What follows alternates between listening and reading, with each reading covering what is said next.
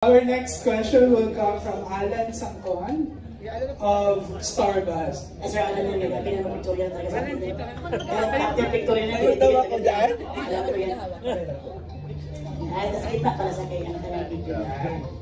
Congratulations, Melay. Salamat, sir. Bali, nasubaybayan namin yung career mo from the time na lumabas ka dun sa PBB House. Even up to now, ikaw yata isa sa mga nananatiling PBB House na nandito pa rin. Ang layo na ng narrative mo. May sarili ka ng talk show, di ba? Pero did you imagine yourself na na parang kumbaga paglabas mo ng bahay ni Kuya, magiging host ka? Kasi parang tinitingnan namin comedy yung dating mo sa mga movies, di ba? Wala akong naisip talaga niya, sir. Kasi yung pagkapasok ko sa PBB, parang na-disgrasya lang sa ba? Na parang loko-loko lang ng mga kaibigan. Tapos nung nakita ko na dito ang swelduhan dito, medyo nasilaw na ako. So, pagkatapos nun, parang nadire-diretso na. Pero wala akong mga plano-plano na ganyan. Kaya hindi ko man alam kung anong capabilities ko. Ang alam ko na siguro, mga malongko lang ako, yung mga tawanan. And thank you, Lord.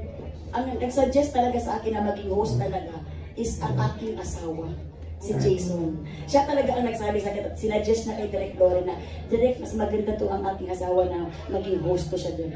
So wala pa naman ako nag-host doon, pero parang nakitaan na siguro niya na ang ingay ko sa bahay. Kaya nga umaga na, bakit ngayon ka na umuwi? So talagang, after noon, talaga na-diretso na, magandang buhay na, I dare you, diretso na yung at nanahimik na ang buhay ni Jason. Kasi hindi na sa bayan dada-dada. Sa host na ako, hosting na ako ng dada-dada. Tapos, nakita namin doon sa teaser na kung bakit nagkaroon ng one-on-one because nag-viral yung speech mo doon sa AAA, di ba? Ano ba yun? Parang malaman lang namin, prepare mo ba yun? O parang spontaneous lang na lumalabas sa'yo yung speech na yun? Kung sasabihin ko na pinipare ko yun, baka magmura kayo sa akin. Dahil nakapangit ko yun. Hindi kasi yun, ang aking family sa aking pulp studios, ang aking pulp is very lovable talaga sila sa akin. Sila Inang Reyna, sila Madam Kring. A-attend ako ng AAA. So ako, akala ko a-attend lang kasi mahal ang ticket nun eh. Mga tag 20,000 plus ngayon. So attend ako, doon pa lang sa pag-attend, very happy na kami. Kasi siyempre, ilan kayo a-attend? Siyempre, sinobrahan ko, libre na eh. Anak ko, mahilig pa sa K-pop. So talagang dinamihan ko pag-attend. Pero ako doon, magagawin daw ako. Wala akong alam-alam na may award ako. Nilulukuhan nila ako na may award daw yung uma-attend. Ano naman yung award ko? Ano award ako ng pagalitan ako? Hala, pagdating doon kayo may award pala ako. Kaya pala nung nandun ako sa mesa, aalis na ako, doon ako upo doon sa audience. Nagalit ang Koreano. Choga! Kasi ko kaya! Kaya siguro ang kamera pala nila naka-choreography na pala. Doon ako nung tinawag na ako, tapos wala akong makausap na pag nagkasayiting ako doon. Sino pa pinikausap ko? Yung mga Koreano nakagano'n na talaga 6 hours na. Grabe naman ito sila maka-penetrate sa kanila magiging artist. Ako kaya nakagano'n na ako para pagod na ako. Nung tinawag ang pangalan ko, grabe naman. Uy, so ako parang ano sasabihin ko dito. Mabuti, may nauna pang nag-English na Koreano. Yun ang nasabi ko na, the rest is history na talaga. Hindi ko na kaya yung English ko. Pero ang pinaka-surable ko talaga na talagang mapasalamatan si Lord at ang family ko. At si Lord talaga, si Lord ang nabigay ng award na yun. Wala nang iba. At syempre aking, si Inang Reyna, sila Madam Kring, thank you so much. Aking pulp studio family. You deserve it naman. Pero yung last question ko, parang kasi kumbaga pumapayag pagka na sa pagiging host, di ba? Ano yung gusto makilala ka? Kasi nung best actor, di ba? Parang dun sa movie mo, mas makilala ka bilang best actress or actor or maging best host. Yan yung gusto mong, kumbaga, choice kung may choice ka. Sobrang salamat, sir, sa iyong katalungan, sir. Pero kung may choice lang ako, sir, no?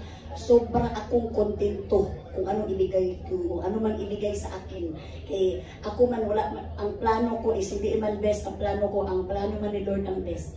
Eh kung hinayaan ko na sa plano niya, mas the best yung parang reaction ko eh. So kung ako sobrang happy na ako sa awarding na yun. Kahit hindi na matanggap ko sa buhay ko, hindi ko na talaga in-expect yun eh. Pero kung ano man, kung actor, actress, host, pero baka mas host na lang, no? Kasi nakakaya naman yung actors, ang dami nila, yung may kasyawi nila, uro-uro, hindi ako pa yung nakuha doon. So, baka host na. So, thank you, Mela. Congratulations sa your new show. Congratulations. Thanks, Alan. Thank you. Ay, nakita dito si Mr. Ray Valero.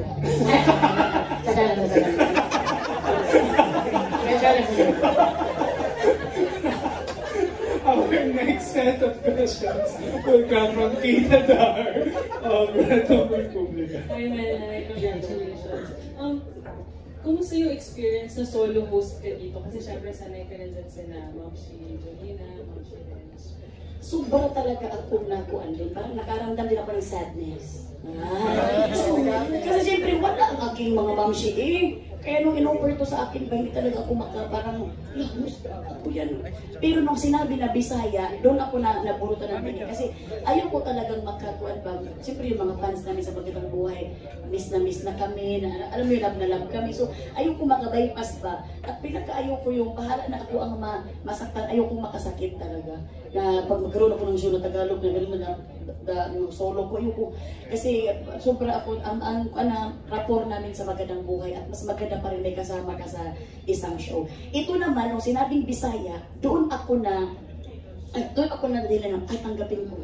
Kasi nga, Bisaya and gusto ko rin talaga na marami ding mga Bisaya na matutuwa, na talagang yung Bisaya show nilagay na sa national. So yun ang pinakikilig ng mga Bisaya, kaya doon ako na happy.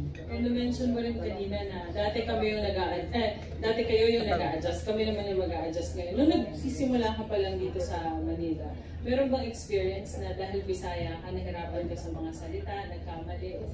Any memorable experience? Marami talaga. Di ba yung mga kuan, yung parang, nasama ko nga dito sa usapan nga namin, yung parang, anong tawag yun, nalibog. Yung isa sa taxi.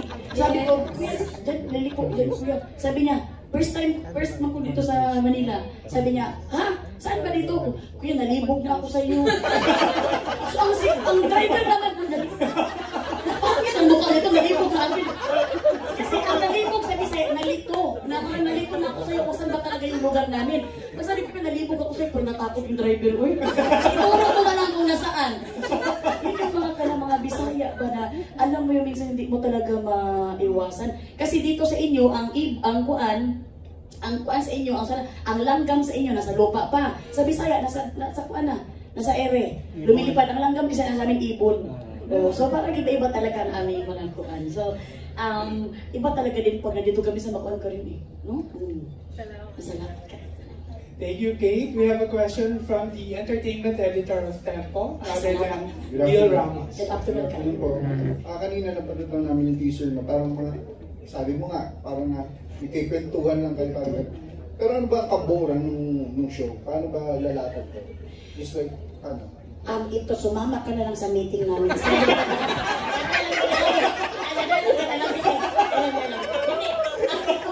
Ito ang aming lalatag ko sa sir. Bali, it's all about happiness. Minsan pag may usapan, iiyak ka, di ba? Pero dito, kailangan mabawi to ng iiyak ka sa tawa.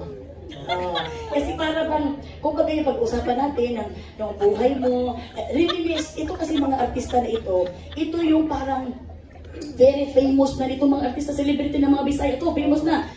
Minsan kasi baka, ang relaxation na lang nila yung interview na Bisaya. So para sila nagpamassage, para sila nagkuhan ba nakipagpintuhan sa kanilang auntie ba? Kamusta naman ka dyan, auntie? Yung parang tapos, pag yung parang may suntukan na parang iyakan na, talagang kailangan talaga mabawig na tatawa talaga itong ating mga celebrity na mga Bisaya. It's all about life. It's all about past na life nila. At meron din, tatanungin ko rin sila kung okay sa ating mga celebrity, yung mga dumating din na mga time sa buhay nila na yung mga issue na dumating sa kanila, kung open up sila, okay na open, kung hindi naman, edit out, di ba? So, ang lahat ng mga pwede nilang sabihin under the sun na in Bisaya, na pwede sila mag-open up sa kanilang kuanti. Yun ang aming pag-uusapan dyan. Okay, so easy going back. Ma'am, kasi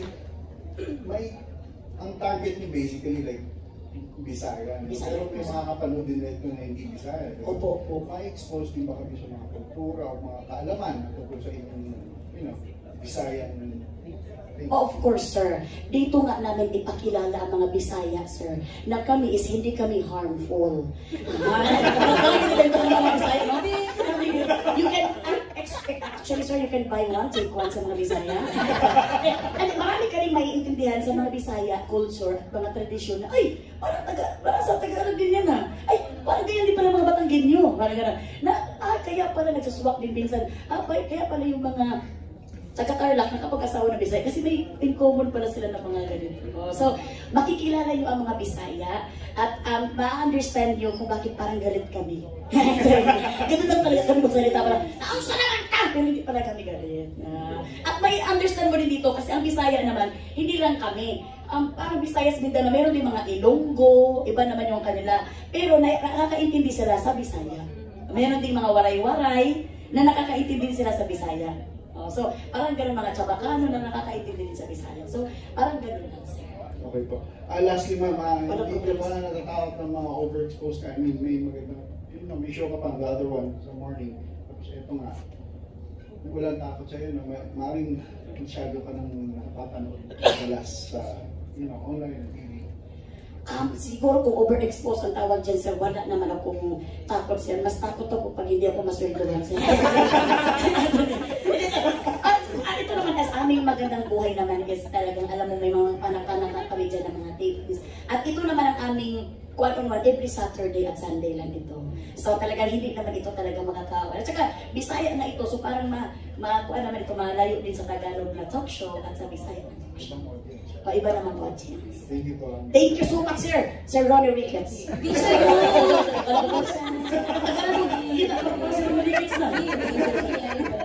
Thank you, Sir Neil. Our next question will come from John Michael Bueno of Kumagkaw. Ayan, siguro kilala ko yan. Since day one sa Memilaso namin, siya talaga is very supportive sa amin. Thank you so much. Yes. Hi, Melay. Hi. I was very fortunate enough to actually witness your wedding. Well, I mean, we've had history when I was covering in the early days. I'm really thankful that you have become who you are today. Well, first of all, congratulations sa new show. Thank you. With this new show, gagawan niyo pa ba siya ng mga other things aside from, of course, yung format niya kasi ngayon, para siyang podcast. Okay. Per se. So, this is just plainly talk. But are you, in the near future, do you plan to put out some episodes that would require you to go out of the studio? Like, perhaps go to your hometown or the hometown of the person that you're interviewing, things like that? Yes. Ito na, maraming salamat sa tanong mo kasi yung tanong mo nakakrak ng utak ko. Itong maganda itong tanong ni Kumagkaw kasi itong show namin is ito pala yung preliminary. Kung bibigyan pa kami ng budget, kayo din ang magsasuggest. Pakikinggan namin kayo kasi yung atong pagka-artista ko kasi dahil din sa inyo sa mga nanonood ngayon sa mga kuanizens kasi sila nagpapatrending sa akin kahit wala naman akong ginawa, pinabalik yung mga videos ko. So, kayo ang magsasuggest kung anong gusto nyong mangyari dito sa Kuan on One. Kung gusto nyo bang lumabas kami sa studio, pupuntahan ba namin sino ang gusto nyong i-guest namin, pupuntahan ba namin yung mga lugar, nasa inyo yan. So, kapag nasa power ninyo ang ikauunlad ng aming Kuan on One. So, pakikinggan namin kayo, don't worry. Kung ano yung mga suggestion nyo, binitingan namin at pag-uusapin namin na talagang magawa namin. Alright. How does your family think of your success? I mean, yung mga na-achieve mo, anong nararamdaman nila, Jason, ng mama mo and papa mo? I think they don't think it. Because they don't have mind. They sobrang grateful Grabe pag-grateful talaga. Grabe talaga. Kaya wala kaming sawa na magpasalamat kay Lord. Every day talaga, kung may time kami na, kung wala kaming time work ngayon, magsisimba talaga kami, magdadasal kami, mag-rosary kami kasi wala naman ako. Sino ba naman ako dito? May pinsan ba ako dito sa ABS para magkuhan? At saka, yun palang mga kuanizens na sila ang gumagawa ng mga videos namin ng mga kalukuhan. Tapos ginagawa nilang cartoons. Doon palang parang masabi ko, grabe naman si Lord. Uy, wala na natin ginagawa. Nananahimik na sa buhay natin. Pero talagang grabe si Lord na ipakilala kami ba para magkaroon ng blessing na kagaya nito. So, ang pamilya ko sobrang grateful sila. Mama ko, papa ko, si Jason, grabe talaga. Sama-sama sa akin sa simba. God, thank you so much. God, thank you talaga kay Lord sa mga blessing na binigay. Would this interfere with your other shows and also of course, yung content na nilalabas ninyo sa your own YouTube channel? This will not interfere because I am so scared. Hindi ito mag-interfere kahit kuan man ito ka ng Bisaya man ito na show. And yung magandang buhay naman is talk show, pure Tagalog, and lahat makaka-relate yun, Bisaya, and kasama ko ang mga mamshi ko naman, different insight na mga mamshi, different kinds of mamshi. At ito namang aming YouTube namin, minsan lang naman kami mag-post na rin na. Minsan pagka may time kami, yung aming about family naman yung aming YouTube. Parang pinapakilala namin. Or actually, nag-YouTube namin for memories talaga. Sa pagdating ng future, may mapapanood kami na, ay, ito yung ginawa natin, oh. Pero sobrang thank you din sa mga blessing na dumarating sa YouTube.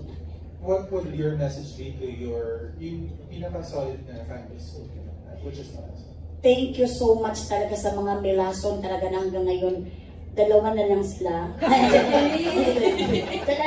Sa mga Melason, grabe talaga. Especially to Ate Lulu talaga, grabe. Sila Ate Grace. Thank you so much, Bakay. Grabe talaga ang yung mga, alam mo yung mga simpleng like, simpleng pagsuporta, simpleng pag-share, sobra ang nabibigay sa aming blessing. At ngayon, sobra nilang mahal kasi ang dalawa naming mga chicken nuggets. Kaya, thank you Lord sa inyo. Wala kami ni Jason talaga dito kung hindi dahil sa inyo. Kaya thank you kay Lord na binigay kayo sa amin. Thank you so much. Thank you so much, kumagkaw! Since day one kasi yan siya, nakakaras na sa kanya sa Sir Von. Correct lang natin, Ma'am, every Tuesday, 6 a.m. yung ating Kuan-on-One. Every Tuesday pala, 6 p.m. Yes. Diba, hindi ko alam ang kuan ko oras ko. Fresh new episodes and every Tuesday. Thank you. Okay, ito naman ang nagkaroon ng napakaraming boyfriends sa Bisaya. Wala iba ko si Torsion. O babate. Ayun, abante talaga. Hindi yung introduction. Nagkulat naman ako. Pero hindi, I mean, Mary, congratulations. Talagang PBB pa lang gusto ka na namin. Salamat kayo, sir. But anyways, anong feeling na may mga taong nangangarap para sa'yo? Like, kanina narinig ko si Direk Lauren, sinasabi niya, pangarap niya ito para sa'yo. Di ba? Parang sobrang touching nung ganun. Kung ikaw nga mismo, hindi mo pinapangarap. Pero yung ibang tao, nangangarap for you. Ang ganda ng tanong ni Sir, no? Kaya dapat sagutin. Mas maganda pa sa mukha ko. Sir, salamat. Ano feeling ng gano'n? Sobrang overwhelmed, Sir. Talagang kung ako lang ang parang, alam mo yung wala kang alam, pero pinaalam sa'yo. Yung parang ngayon ang feeling Kasi yung feeling na nagkaroon ka ng information na very, yun sobrang overwhelmed ako na maraming tao nangangarap sa amin. Isa na yan si Direk Lauren, sa mga sila Ma'am Cory, ang ABS-CBN family, sila Sir Carlo. Isa yan sila sa mga nangangarap ng show para sa iyo. Wala namang, pwede naman sila mangarap sa sarili nila, ba't sa akin ba? Tama. Diba? So doon pala talaga grabe grateful. Kaya kasama ko sila lagi sa prayers ko. Na good health sila, wag silang pabayaan. And then, ang pangalawa na yan, yung mga kuanisens nga na nanonood, Sir. Kasi kami naman, wala naman kami ginagawa mga pandemic. Yung video namin sa Chicken Nuggets, matagal naman yun. Pero, actually, wala ka ng bagong video kasi napanood na namin lahat. Mula sa luma hanggang ngayon. Oo nga, salamat. Pero alam mo yung pinapaulit nila, pinapatrending nila, kaya may mga endorsement na mga nagtitiwala sa amin dahil sa inyo na pagpa-trending nyo sa amin. Kaya sa inyo pa lang dito na talagang may pangarap para sa aming pamilya. Thank you so much. Huwag kayong mag-alala. We won't let you down. Pero paano mo binabalik yun? Yung gano'n, yung mga tao nag-tweet sa'yo, paano mo naman ibinabalik sa kanila in favor? Siyempre, binabalik ko sa pamamagitan ng pag if ever makita ko sila sa daan sa buka picture talaga ako. Oo, hindi, kunwari pa ka na, minsan minsan ba yan, pagpagod ba yung artista, hindi mo ba ma-blame na ka ng gagano na lang talaga o yung... Pero ito, maliit man ito sa inyong paningin, pero kung makita ko, kahit magsabi ako na bilisan na lang natin, kaya yun pa yung mga anak ko. Minsan nga, meron pa nga pa, katawid yung anak ko nakatawid na, pero inuna ko ba yung picture-picture? Kasi bakit? Maawa ka naman sa kanila at natuwa sila sa mukha mo. So, alam mo yun, small thing man yun, pero big thing na yun sa akin because oras ko ang tinanggal nun eh. Sa araw-araw ko nakasama ang anak ko, banding ko. Magpapapicture talaga ako sir because dahil sa kanila, kaya sinasabi ko sa mga anak ko, magpapicture kayo eh. Dahil bila sa kanila, nag-trending na tayo. Tama yung ganyang attitude eh. Mas maganda yung nagbibigay ka talaga kayo. Kahit na picture lang kasi mas mahirap nga pag dumating ang time na wala na picture sa iyo. Oo. And ito naman is kaunting kasiyahan lang naman. Kahit kaunting kasiyahan lang naman nagpa-picture, kahit may 10 seconds pa yung kuha nila tayo meron. Wala ka lang problema. 10 seconds, may dapat, nagpa-picture ako. 10 seconds. Tapos yung pag-3 na siya, 9 seconds ako, in-off na niya. So, wala naman. Tawag-tawa lang kami pag nag-uusap kami small things ba na maibibigay mo man lang kasi hindi naman yung nagpa-picture sa'yo para lang inisin ka. Pero picture yan dahil gusto niya may picture ka sa cellphone niya. Ayan, okay, last na lang. So since nasa ABS-CBN pa rin naman tayo, ikaw na ba, pwede ka nang i-level kita? Chris Aquino, Tony Gonzaga. Kasi Meli, kasi sobrang hype, multi-hyphenated ka na sa dami ng ano mo. Parang talk show host, reality show host, game show host, Best actress. Best actress. Lahat na talaga ng klase, ng genre yata sa pag-host, meron ka na-experience mo. So pwede na ba? Ano feeling na gano'n ang level? Sir, wala akong ganyan. Sir, wag kayo mag-sir kaya mahiya tayo din. Number one pa ako mahiya talaga sa ganyan-ganyan. Wag ganyan-ganyan ako. Ako wala akong mahiya tayo pinag-tuloy na Miss Grace. Napagaling pa na si Miss Grace. Mag-isip pa tayo.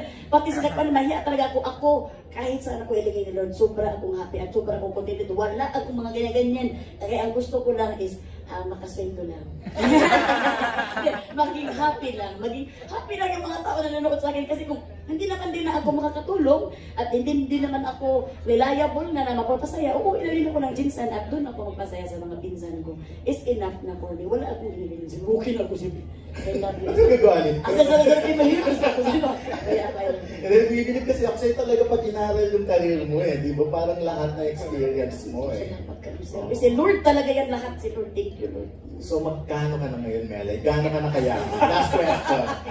Ito Kasi yaman mo ba enough na para mabuhay ng marangal ang mga anak mo hanggang sa paglaki nila? Ito siguro 1.5 lang ako sir, okay na ako. Sobrang thank you Lord sa blessing talaga na binigay niya sa akin. Actually ngayon na medyo ka nang nakaluwag-luwag na ba, thank you Lord. Mas, pag nakaluwag-luwag ka pala, mas pressure ka pala. Kasi, the more na, siyempre ako kasi hindi naman ako yung parang nabubuhay lang na binigyan lang ng pera. Tapos gagastusin lang. Ako kasi, meron kasi akong ako kasi napagkatao, may realization kasi ako napagkatao. Yung pag binigyan ka ng ganito na blessing, may reason yan kay Lord. Ibig sabihin, meron kang dapat pagagamitan yan at meron ka dito tulungan yan. So, ako parang sinabi ko, with a great responsibility talaga to ba. So ngayon, ako, super ako, mabilis lang kasi ako makontento Which is gusto ko para hindi din ako mas-distress o ma-anxiety sa mga kuwan. Pero at the end of the day, bibigyan ka pa rin kasi ni Lord ng mga blessing na mga ganito na hindi mo na alam kung deserve ko ba. So para sa akin, is okay na talaga ako pero ako is very contented ako sa kung anong binigay sa akin ni Lord. And happy ako na makaprovide ako sa family ko, lalo na sa parents ko. Na siyempre yung papa ko is dati kasi kuwan siya, Scorpio, ngayon cancer na siya. Kasi naluloko ko lang kasi tawa-tawa na lang kami. Pero, at saka mama ko na the kidney girl. So, alam mo yun, may iba talaga. Kaya ikaw lang talaga yung kahit seryoso, masasok. Hindi kasi, alam mo yung hindi kasi pwede seryosuhin naman yung mga malungkot na mga sa aming pamilya kasi, si Lord ang nakakaalam sa buhay natin. Huwag nating waste na sa mga kalungkutan. Ito yan. So kami, ako, salamat Lord. May mga ganito nangyayari, pero may ipro-provide ako. Correct. Sino ang magpo-provide yan? Wala naman mga kapatid ko, wala naman yun, may mga sarili silang pamilya. So, thank you Lord talaga sa blessing. Kaya hindi talaga tayo pababayaan ni Lord kung hihingi sa Kanya tayo ng tulong. Okay, thank you. And kailan ka huling nagpakuan? Siyempre, kung maging honest ako sa inyo, naka-livestream tayo. Sabi mo nung filler lang yan, di ba? Anything pwede Filler naman, walang problema. Filler naman yung kuan. So kailan ka huling nagpakuan? At ano yun? At saan? Gusto niyo ba oras? Nagpakuan ako siyempre. Kayo lang umagal. Saan? Sa bahay. Nagpa-make up ako sa bahay. Hindi naman yun. Para maganda ako sa inyo, magkakasabihin nyo na naman, na ano, may mukha nilay ko. So nagpa-make up ako nagpakuan ako, kayo na umagal. Kaya halata naman na bagong kuan kayo. Thank you very much. Salamat sir. Ito talaga sir, mag-isip ka na masama. Ikaw din doon it's a tie. Nagpakuan din mo si sir. Okay.